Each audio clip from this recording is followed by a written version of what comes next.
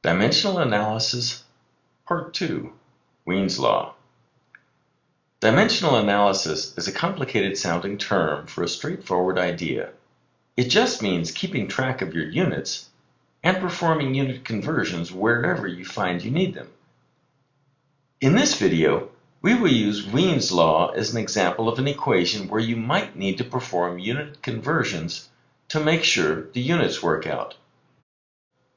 Wiens Law states that the peak wavelength emitted by a radiating black body, here represented by lambda max, is inversely proportional to the temperature of that object, T in this equation. Here the constant of proportionality is the letter B.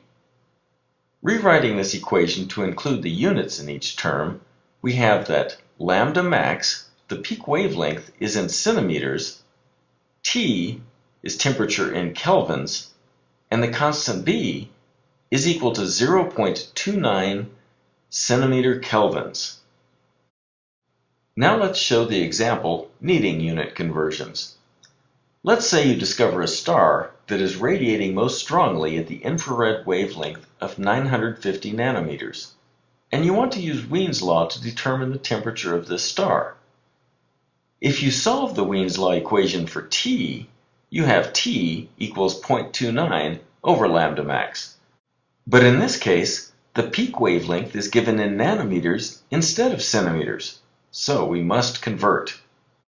Since a nanometer is 10 to the minus 9 meters, 950 nanometers is equal to 950 times 10 to the minus 9 meters, or by shifting the decimal, 9.5 times 10 to the minus 7 meters. By looking at the units in the Wiens Law equation, you see that you need to convert meters to centimeters in order to cancel with the centimeters in the constant. The conversion factor 100 centimeters per 1 meter can be used to rewrite the wavelength as 9.5 times 10 to the minus 5 centimeters. Note that when you write the wavelength in centimeters instead of meters, the units cancel, and you get a temperature of 3000 Kelvin for this relatively cool star.